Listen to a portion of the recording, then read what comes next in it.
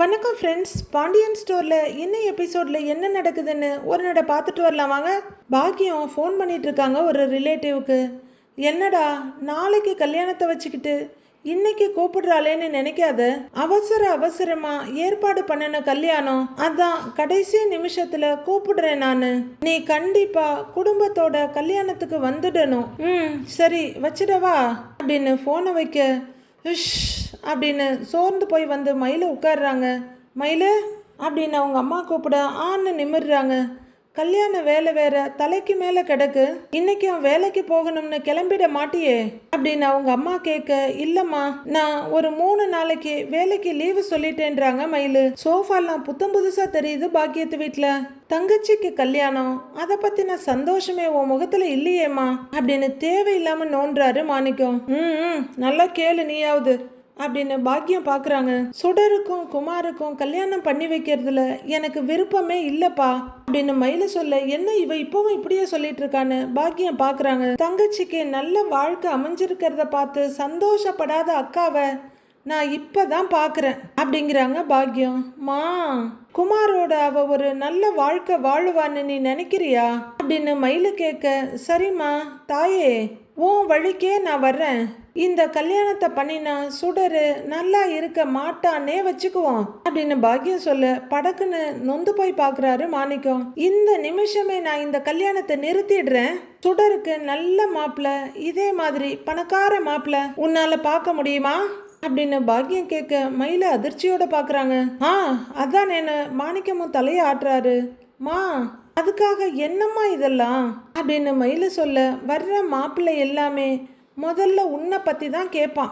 அக்கா வாழ வெட்டியா இருக்கிற இடத்துல பொண்ணை எடுக்க மாட்டேன்னு தான் சொல்லுவான் அப்படிங்கிறாங்க பாக்கியம். மா நான் தான் உனக்கு பிரச்சனைன்னா நான் வேணும்னா எங்கேயாவது போயிடட்டுமாங்கிறாங்க மயிலு. நீ எங்கே போனாலும் சுடரோட அக்கா இல்லைன்னு ஆயிடுமா? வாழ்க்கையை தொலைச்சிட்டு நிற்கிறவ தான் நீ. உன்னை பற்றின கேள்வி வரதான் செய்யும். அதனால சுடரோட வாழ்க்கை அதோ கதியாக தான் ஆகும் அப்படின்னு பாக்கியம் சொல்ல, ஐயோ அப்படின்னு என்ன சொல்றதுன்னு தெரியாம சலிப்போட பாக்குறாங்க மயிலு. ஏமா கல்யாணம் முதல்ல நல்லபடியா நடக்கட்டும், சுடர் நல்லபடியா தாம்மா இருப்பா அப்படின்னு மாணிக்கம் சொல்ல, அப்பா நீங்களும் அப்படின்னு சலிப்போட நிறுத்துறாங்க மயிலு. சுடரு சுடரு இங்க வாமா அப்படின்னு பாக்கியம் கூப்பிடு. சுடர் என்னம்மான்னு வந்து நிக்கிறாங்க. நானும் உங்க அப்பாவும் பக்கத்துல கடை வரைக்கும் போயிட்டு வரோம், கொஞ்சம் ஜாமான்லாம் வாங்குறதுக்கு பாத்துக்க அப்படின்னு பாக்கியம் சொல்ல, சரி பார்த்து போயிட்டு வான்றாங்க சுடர். சுடர் உள்ளர போக திரும்ப, சுடர் ஒரு நிமிஷம் அப்படின்னு மயிலு அவங்க கையை பிடிச்சி தடுக்கிறாங்க. இப்படி உட்காருன்னு சொல்ல தயங்கிட்டே நிற்கிறாங்க. உட்கார சொல்றேன் அப்படின்னு மயிலு சொல்ல உட்கார்ந்துடுறாங்க சுடர். ஏன் சுடரு உனக்கு இந்த கல்யாணத்துல நிஜமாவே விருப்பம் இருக்கா அப்படின்னு மயிலு கேட்க, உச்சி கொட்டிட்டு திரும்பிக்கிறாங்க சுடர். இல்ல அப்பா அம்மா சொல்றாங்கன்றதுக்காக இந்த கல்யாணத்துக்கு ஒத்துக்கிட்டியா அப்படின்னு மயிலு கேட்க, சுடர் எதுவும் சொல்லாம அமைதியா வேற பக்கம் பாக்குறாங்க. இங்க பாரு, அப்பா அம்மா சொல்றாங்கிறதுக்காகலாம் நீ ஒத்துக்க வேண்டாம். வேற இடத்துல எல்லாம் கல்யாணம் ஆகாதுன்னு நீ பயப்படாதடி. இங்க பாரு, அக்கா சொல்றது கேளு, நல்லா படிச்சு முடி, உனக்கு கண்டிப்பா நல்ல இடத்துல கல்யாணம் நடக்கும் அப்படின்னு மயிலு சொல்ல, சுடர் அமைதியா எங்கேயோ பார்த்துட்டு இருக்காங்க. இங்க பாரு, நீ குமாரை தான் கல்யாணம் பண்ணிக்கணும்னு எந்த அவசியமும் இல்லை, புரியுதா அப்படின்னு மயிலு சொல்ல, ஏன்கா நானும் அப்பத்திலிருந்து பார்த்துக்கிட்டே இருக்கிறேன். என் கல்யாண பேச்ச ஆரம்பிச்சதுலேருந்து அப்போதுலேருந்தே நீ இப்படிதான் பேசிட்டு இருக்கிற. எனக்கு கல்யாணத்துல விருப்பம் இருக்கா இல்லையாங்கிறதெல்லாம் அப்புறம் இருக்கட்டும், உனக்கு நடக்க போற இந்த கல்யாணத்துல விருப்பம் இல்லையான்னு சுடர் கேக்குறாங்க. இது என்னடி கேள்வி? ஆமா எனக்கு விருப்பம் இல்லை, சுத்தமாவே விருப்பம் இல்லைங்கிறாங்க மயிலு. அதான் ஏன்னு கேட்குறேன். ஏன் உனக்கு பொறாமையா இருக்கா அப்படின்னு நான் ரொம்பவே எதிர்பார்த்த அந்த கேள்வியை கேட்டுடுறாங்க சுடர். மயில பயங்கரமா அதிர்ந்து போய் பார்க்குறாங்க. அவங்க அப்படியே வாயடிச்சு போய் உட்கார்ந்துருக்க. அக்கா நீயே மாமாவோட பிரச்சனையாக்கி இங்க வந்திருக்கிற. இப்போ உன் லைஃப்ல என்ன நடக்க போகுதுன்னே எனக்கு தெரியல. இப்போ இந்த மாதிரி டைம்ல நான் கல்யாணம் பண்ணிக்க போறது உனக்கு பொறாமையா இருக்காக்கா அப்படின்னு அந்த வார்த்தைக்கு விரிவாக்கம் கொடுத்து தெளிவா கேக்குறாங்க சுடர். மயில அதிர்ச்சியோட, சுடரு என்ன பேசுற நீ? நான் ஏன் உனக்கு நல்லது நடந்தா பொறாம பட போறேன் அப்படிங்கிறாங்க மயிலு. அக்கா நீ பேசுறதெல்லாம் பார்த்தா பொறாம படுற மாதிரி தான்க்கா இருக்கு அப்படின்னு சுடர் சொல்ல நொறுங்கி போறாங்க மயிலு. எனக்கு இந்த கல்யாணத்துல விருப்பம் இருக்குக்கா, மேற்கொண்டு இத பத்தி பேச வேண்டாம் அப்படின்னு சுடர் அங்கிருந்து கிளம்பி போயிடுறாங்க. அடி தூளு. அரசி காலேஜுக்கு கிளம்பி இருக்க சரவணனும் அரசி கூட நடந்துகிட்டு இருக்காரு. அண்ணே, நீ எதுக்குன்னு இம்புட்டு தூரம் நடந்து வர்ற? நானே போய்க்கிறேன் அப்படின்றாங்க அரசி. இல்ல அரசி, பஸ் ஸ்டாப் வரைக்கும் நான் உன் கூட வர்றேன் அப்படின்னு சரவணன் சொல்ல அப்படின்னு பெருமூச்சு விட்டுட்டு அரசி நடக்கிறாங்க. உன் படிப்பெல்லாம் எப்படி போகுது அரசி அப்படின்னு சரவணன் கேட்க, படிப்பெல்லாம் நல்லா தான் போகுது அப்படிங்கிற அரசி அன்னை முகத்தை திரும்பி பார்த்துட்டு, திடீர்னு என்ன படிப்பை பற்றியெல்லாம் நீ கேட்குற அப்படின்றாங்க. கை செலவுக்கெல்லாம் காசு வச்சிருக்கியா அப்படின்னு சரவணன் கேட்க, இருக்குன்னேன்றாங்க அரசி. காசு ஏதாவது வேணுமான்னு கேட்குறாரு. இல்ல வேண்டாண்ணே, அப்பா கொடுத்துருக்காங்க அப்படின்றாங்க அரசி. அப்பவும் சரவணன் இருன்னு சொல்லிட்டு போஸ் எடுத்து பணத்தை எடுத்து கொடுத்து இந்தா வச்சுக்கன்றாரு. அண்ணே வேண்டாண்ணே அப்படின்னு அரசி சொல்ல, புடி வச்சுக்கோ அப்படின்னு தங்கச்சியோட கையெடுத்து அதுல பணத்தை வைக்கிறாரு சரவணன். மறுபடியும் 2 பேரும் நடக்கிறாங்க. பஸ் டைமுக்கு வந்துரும்லன்னு சரவணன் கேட்க, அதெல்லாம் வந்துரும்னேங்கிறாங்க அரசி. திடீர்னு நடந்துகிட்டு இருந்தவர் நின்று, ஏன் அரசி, நான் வேணா பைக் எடுத்துட்டு வந்து உன்னை காலேஜில் ட்ராப் பண்ணிடட்டுமா? காலேஜ்லயே கொண்டு வந்து விடுறேன் அப்படிங்கிறாரு. அண்ணே வேண்டாண்ணே, நான் பஸ்லயே போயிடுவேன் அப்படின்னு அரசி சொல்ல, சரின்னு நடக்கிறாரு. ஐயோ அண்ணன் என்ன இப்படி விடாம தொணன்னு பேசிட்டே இருக்காங்க அப்படின்னு கொஞ்சம் பயத்தோட பாக்குறாங்க அரசி. கொஞ்ச நேரம் அவர் முகத்தையே பார்த்துட்டு நடக்கிறவங்க அண்ணன்னு கூப்பிட நின்று பாக்குறாரு சரவணன். நீ என்கிட்ட ஏதாவது சொல்லணும்னு நினைக்கிறியா அப்படின்னு கேட்க, சாரி அரசி, என்ன மன்னிச்சிடுங்கிறாரு சரவணன். அண்ணே எதுக்குன்னு இப்ப சாரி எல்லாம் கேட்டுக்கிட்டு இருக்கிற அப்படின்றாங்க அரசி. நான் குமரவேல் கிட்ட பேசுனதுக்கு அவன் என்னென்ன உனக்கு துரோகம் பண்ணாங்கிறத நீ மறந்தாலும் நான் மறக்க மாட்டேன் அரசி. அவனால தானே உனக்கு நடக்க இருந்த கல்யாணமும் நின்னு போச்சு. அவன் வீட்டுல நீ போய் உட்கார்ந்து கொஞ்ச நாள் அம்புட்டு கஷ்டப்பட்ட. இதெல்லாம் எதையுமே நான் மறக்க மாட்டேன் அரசி. அவன் மேல எனக்கு அவ்வளவு கோபம் இருக்கு. அவனுக்கும் உனக்கும் கல்யாணம் நடக்கணும்னு நான் கனவுல கூட நினைச்சு பார்த்ததே இல்ல அரசி. குமார் கிட்ட அரசிய உனக்கு நான் கட்டி வைக்கிறேன்னு சொல்லி இருக்கவே கூடாது. ஏதோ ஒரு பேச்சோட பேச்சா யோசிக்காம அவன்கிட்ட சொல்லிட்டேன் அரசி அப்படின்னு சரவணன் பேசிக்கிட்டே போக அரசி குறுக்க எதுவும் பேசாம அண்ணனையே கலவையான உணர்ச்சிகளோட பார்த்துக்கிட்டு இருக்காங்க. இப்போ நான் உங்ககிட்ட என்ன காரணம் வேணாலும் சொல்லலாம், ஆனா குமார் கிட்ட நான் அப்படி ஒரு வார்த்தை சொல்லி இருக்க கூடாதுல்ல. என்ன மன்னிச்சிடு அரசி அப்படிங்கிறாரு சரவணன். அண்ணே பரவாயில்லண்ணே விடுண்ணே அப்படிங்கிறாங்க அரசி. இல்ல நீ என்ன தப்பா நினைச்சிட கூடாதுல்ல அப்படின்னு சரவணன் கேட்க, அண்ணே நான் உன்னை தப்பாவே நினைக்கல அப்படிங்கிறாங்க அரசி. நீ நல்லா இருக்கணும், நல்ல இடத்துல கல்யாணம் பண்ணிக்கிட்டு நீ சந்தோஷமா இருக்கணுங்கிறது தான்டா இந்த அண்ணனோட ஆசை அப்படின்னு சரவணன் சொல்ல அரசி இறுகி போய் பாக்குறாங்க. தெரியாம கூட குமார் மாதிரி ஒரு பையனை நீ கல்யாணம் பண்ணிக்கிட்டு கஷ்டப்படணும்னு நான் நினைச்சு கூட பார்த்தது இல்லடா அப்படின்னு சரவணன் சொல்ல, மாமா வந்து அதை கேட்டப்போ எனக்கும் ஷாக்காக தான் இருந்துச்சு. அப்புறம் நீ பேசின பிறகு நான் புரிஞ்சுக்கிட்டேன்னு. நீ இம்புட்டு தூரம் வருத்தப்பட்டு எனக்கு புரிய வைக்கணும்னெல்லாம் இல்லை அப்படின்னு அரசி அண்ணனோட கையை ஆறுதலாக பிடிச்சி சொல்கிறாங்க. எனக்கு ஒரு மாதிரி குற்ற உணர்ச்சியாக இருக்கு அரசி அப்படிங்கிறாரு சரவணன். அண்ணே என்னால் உன்னை புரிஞ்சுக்க முடியுதுன்னு அப்படின்னு அரசி சொல்ல, வெடிச்சு அழுகிறதுக்கு ரெடியாக இருக்க மாதிரி இருக்கு சரவணன் முகம். அரசி கொஞ்ச நாளாவே உங்க அண்ணன் சரியில்லை, எப்ப என்ன பேசுறேன் என்ன பண்றேன்னே தெரிய மாட்டேங்குது அப்படின்னு கலங்கின குரல்ல சொல்றவரு கஷ்டப்பட்டு அவரை சரி பண்ணிக்கிட்டு, இனிமே நான் கவனமா இருப்பேன், உன் மனசு வருத்தப்படுற மாதிரி இந்த அண்ணன் எதுவுமே பண்ண மாட்டேன், பேச மாட்டேன், சரியா அப்படின்னு கேட்க, அண்ணே அப்படின்றாங்க அரசி. அவர் கேப்பே விடாம என்ன மன்னிச்சிருங்கிறாரு. அண்ணே பரவாயில்லன்னு அரசி சொல்ல, அண்ணன் மேல உனக்கு கோவம்லாம் இல்லைல்ல அப்படின்னு சரவணன் கேட்க, இல்லண்ணே எனக்கு உன் மேல எந்த கோவமும் இல்லை அப்படின்னு அரசி சொல்ல, அது போதும்டா போதும் சாரிடா அப்படின்னு சரவணன் சொல்ல, அண்ணே பரவாயில்லண்ணே ஒன்றும் இல்லை விடு, நடந்ததையே நீ யோசிச்சுட்டு இருக்காத விடு, சரி வா பஸ்ஸுக்கு நேரம் ஆகுதுன்னு கையை பிடிச்சி கூட்டிட்டு நடக்க ஆரம்பிக்கிறாங்க அரசி. 2 பேரும் மெதுவா நடக்கிறாங்க.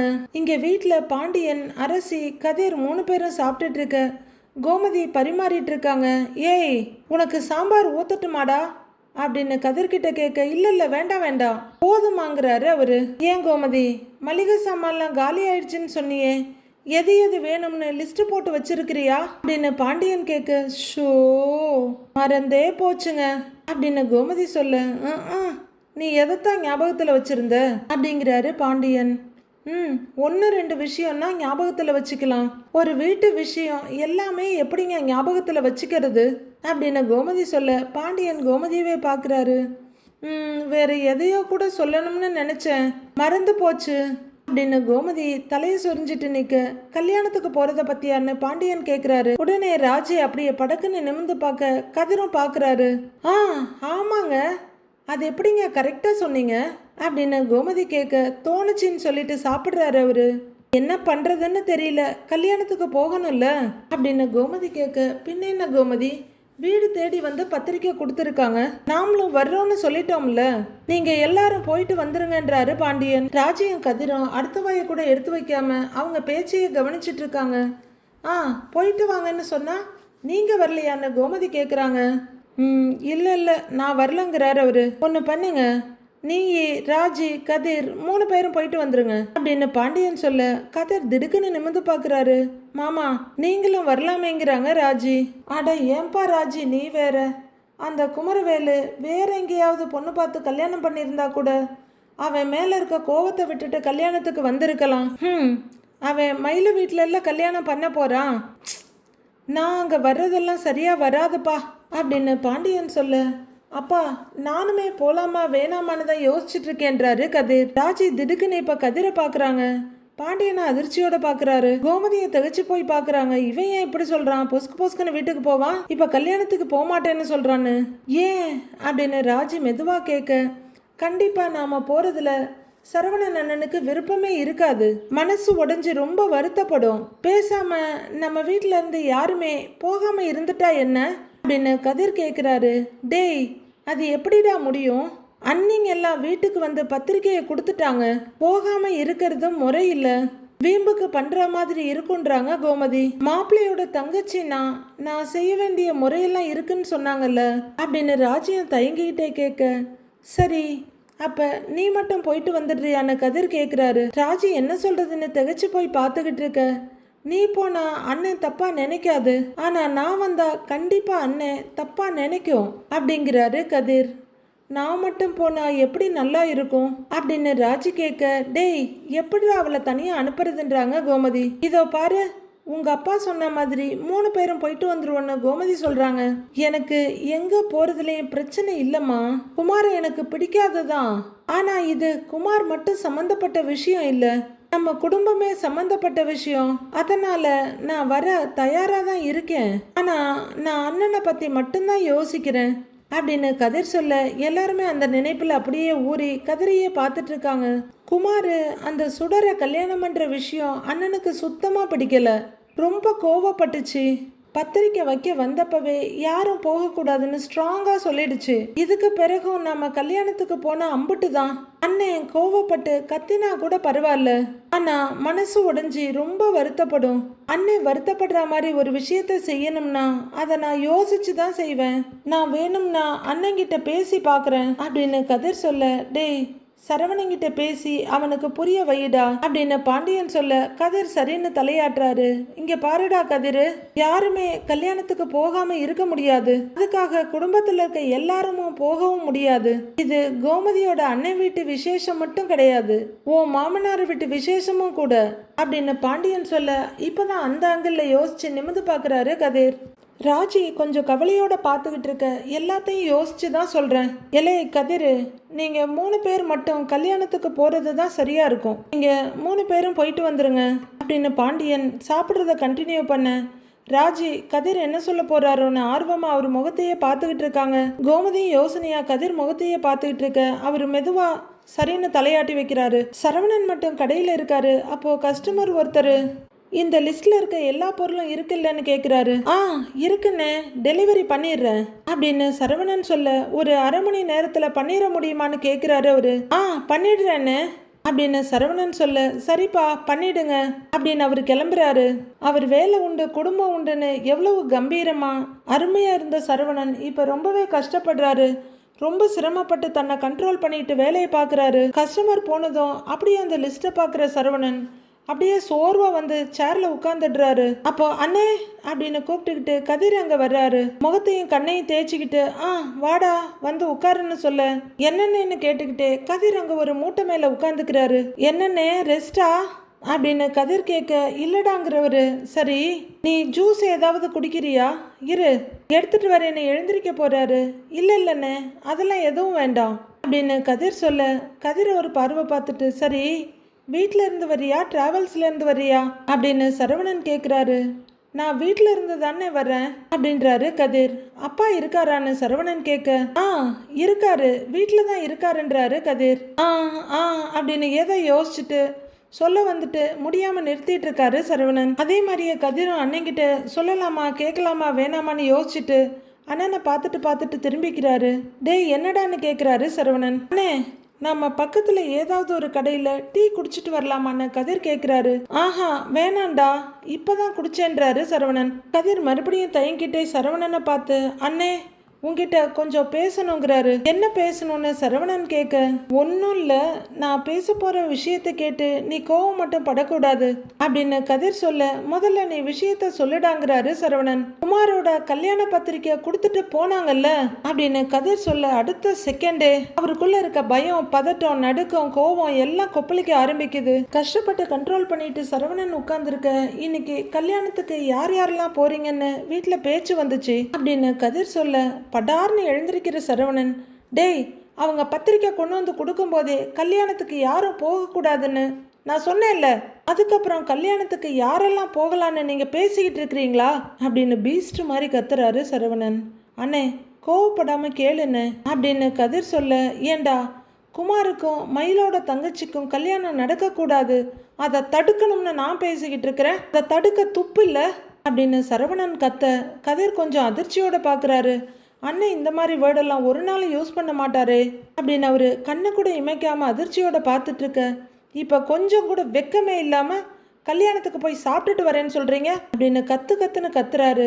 அண்ணே அப்படிலாம் இல்லைண்ணே அப்படின்னு முடிஞ்ச அளவுக்கு சமாதானமா சொல்றாரு கதிர். டேய் இங்க பாரு மயிலோட குடும்பத்தில் இருக்கவங்களும் பிளான் போட்டு தான் அம்மாவோட அண்ணன் குடும்பத்துக்குள்ள நுழைஞ்சிருக்காங்க. நடக்க போறது ஒரு கேவலமான கல்யாணம். நம்ம எல்லாரும் போய் சேர்ந்து வாழ்த்துறது தான் இப்போ ஒரு கேடு இல்ல அப்படின்னு பயங்கரமா கொந்தளிக்கிறாரு சரவணன். அண்ணே நீ என்ன யோசிக்கிறன்னு எனக்கு புரியுது. உன் கோவம் பூராவும் நியாயம்தான். ஆனா கொஞ்சம் ராஜு வீட்டு சைடு யோசிக்கணும் இல்லைன்னு அப்படின்னு கதிர் சொல்ல ஓ ஓ ஓ என்னடா யோசிக்கணும் என்ன யோசிக்கணும் அப்படின்னு சரவணன் கத்த ஆரம்பிக்க கதிருக்கு என்ன செய்யறதுன்னே தெரியல. கொஞ்ச நேரம் தயங்குறவரு அண்ணே ராஜி செய்ய வேண்டிய முறைன்னு ஒன்று இருக்குல்ல அதெல்லாம் செய்யணும்னு ராஜி ஆசைப்படுறா அப்படின்னு கதிர் சொல்ல எப்படி சொல்றதுன்னே தெரியாத ஒரு மாதிரியான முகபாவனையோட சரவணன் பார்த்துட்டு இருக்காரு. உனக்கே தெரியும் ராஜியோட அப்பாவுக்கு உடம்பு சரியில்லை. இந்த நேரத்துல அவருக்காகவாவது நாம போகணும்னு அம்மாவும் ராஜியும் ஆசைப்படுறாங்கன்றாரு கதிர். வாடா வா ராஜியோட அம்மா ராஜியோட அப்பா ராஜியோட குடும்பம்னு அவங்க எல்லாத்த பத்தியும் யோசிச்சுட்டு இருக்கல்ல உன் அண்ணன் என்ன பத்தி யோசிச்சிருக்கியாடா நீ அப்படின்னு சரவணன் கத்த நமக்கே அவரை பார்க்க பயமா இருக்கு. அண்ணே உன்னை பத்தி நான் யோசிக்காம இருப்பேனா சொல்லுண்ணே அப்படின்னு கதிர் கேட்க புசு புசுன்னு மூச்சு வாங்கிட்டு பாக்குறாரு சரவணன். விடுண்ணே நான் அம்மா ராஜி 3 பேர் மட்டும் கல்யாணத்துக்கு போயிட்டு வந்துடுவானே அப்படின்னு கதிர் பெர்மிஷன் கேட்குறாரு. ஏண்டா அப்ப ஏன் பேச்சுக்கு நம்ம வீட்டில் மரியாதை இல்லை அப்படித்தானே அப்படின்னு பயங்கரமா கத்துறாரு. அண்ணே கோவப்படாம நான் சொல்றத கொஞ்சம் கேளுன்னு அப்படின்னு கதிர் சொல்ல அவர் எதையும் கவனிக்கிற நிலைமையில இல்ல. ஏய் சும்மா நான் கோவப்படுறேன்னு சொல்லிட்டு இருக்காதடா டென்ஷனா வருது அப்படின்னு சரவணன் கத்த கதிர் அப்படியே லைட்டா பேக் அடிக்கிறாரு. ஏண்டா நான் ஏன் கோவப்படுறேன் எதுக்காக கத்துறேன்னு நம்ம வீட்டில் யாராவது கொஞ்சமாவது யோசிச்சிருக்கீங்களாடா? என் வாழ்க்கையை நாசமாக்குன ஒரு குடும்பம் இன்னொருத்தங்க வாழ்க்கையை நாசமாக்க போய்கிட்டு இருக்கு. அதுக்கு நீங்க எல்லாம் சேர்ந்து போய் அட்சதை போட போறீங்களா? அட்சதை உங்க யாருக்குமே அறிவு கிடையாதாடா அப்படின்னு சரவணன் வெறியா கத்திக்கிட்டு இருக்க. அண்ணே அப்படிலாம் இல்லைன்னுங்கிறாரு கதிர். டேய் பேசாத கதிர், நீயாவது நம்ம வீட்டில் புரிஞ்சுக்குவேன்னு நினைச்சேன். ஆனா நீயும் என்னை கொஞ்சம் கூட புரிஞ்சுக்கவே இல்லை. ராஜி கஷ்டப்படக்கூடாது, உன் மாமனார் கஷ்டப்படக்கூடாது, உன் மாமனாரோட குடும்பம் கஷ்டப்படக்கூடாது. ஆனா உன் அண்ணே நான் கஷ்டப்படலாம் இல்ல அப்படின்னு அவர் கத்த என்ன சொல்றதுன்னு தெரியாம தலை குனிஞ்சு நிக்கிறாரு கதிர். என்னை பத்தி உனக்கெல்லாம் கொஞ்சம் கூட கவலையே இல்லை அப்படின்னு சரவணன் கத்த அண்ணன்னு கொஞ்சம் ஏக்கமாக கூப்பிட்டுட்டு நிற்கிறாரு கதிர். சரவணன் முகத்தை தொடச்சிக்கிட்டு தலைக்குள்ள கையை விட்டு 2 சொறி சொரிஞ்சிட்டு, இங்கே பாருங்கடா, யாரோ எங்கே வேணும்னாலும் போய் தொலைங்க, அதெல்லாம் வந்து என்கிட்ட கேட்டுட்டு இருக்காத அப்படின்னு கத்த கதிர் அண்ணனை பரிதாபமாக பார்க்குறாரு. எப்பா குடும்பத்தோட கூட போங்கடா, கல்யாணத்தில் போய் ஆசீர்வாதம் பண்ணிட்டு வயிறு நிறைய சாப்பிட்டுட்டு வாங்க அப்படின்னு அவர் கத்த அண்ணன்னு மறுபடியும் கூப்பிடுறாரு. ஏய், தயவு செஞ்சு இங்க நின்று பேசிட்டு இருக்காத, முதல்ல கிளம்பு, இல்ல வேற ஏதாவது நான் பேசிடுவேன், போடா கிளம்பு போ அப்படின்னு கழுத்துல கைய வைக்காம கையில கைய வச்சு தள்ளுறாரு சரவணன். போ அப்படின்னு அவர் கத்த, சரிண்ணே நான் போயிட்டு வரேன் அப்படின்னு கதிர் நடக்க ஆரம்பிக்க, போ போ போ அப்படின்னு கத்துற சரவணன் அங்க இருக்க வாட்டர் பாட்டில் எடுத்துக்கிட்டு மறுபடியும் ஸ்டூல்ல உட்கார்றாரு. எந்த மிருகமா இருந்தாலும் அது எப்படி இருந்தாலும் அதை நாம ரசிக்க தான் செய்யறோம். ஆனா ஒரு மனுஷன் மிருகமா மாறுறப்ப அது ரொம்பவே கொடூரமா தான் இருக்கு, பார்க்கறதுக்கே பயங்கரமா தான் இருக்கு. சரவணன் உட்காந்து தண்ணியை குடிச்சிட்டு இருக்க பாண்டியன் வர்றாரு. பாண்டியன் உள்ளர வர சரவணன் சடக்குன்னு எழுந்து நிற்கிறாரு. பாண்டியன் அவர் சீட்ல உட்கார சரவணன் முகத்தை தொடச்சிக்கிட்டே ரொம்பவே டென்ஷனா, அப்பா நான் வெளியில போயிட்டு வர்றேன்பான்றாரு.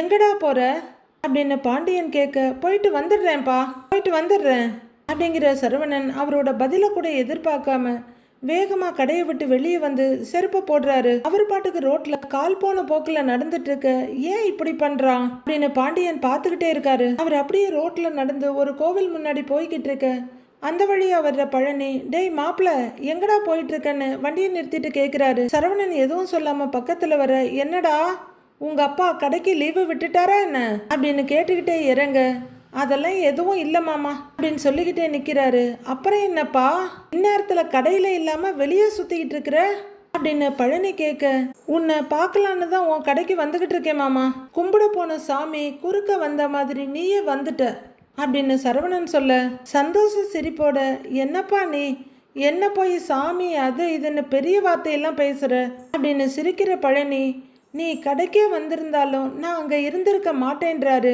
நான் கல்யாண பத்திரிக்கை கொடுக்கறதுக்காக அங்க இங்கே அலைஞ்சிட்டு இருக்கேன்னா பாத்துக்கையேன், ஆமா ரொம்ப பிஸிப்பா அப்படின்னு பழனி சொல்ல, பெரிய கல்யாணம் அதை நினைச்சாதான் கடுப்பா இருக்குங்கிறாரு சரவணன்.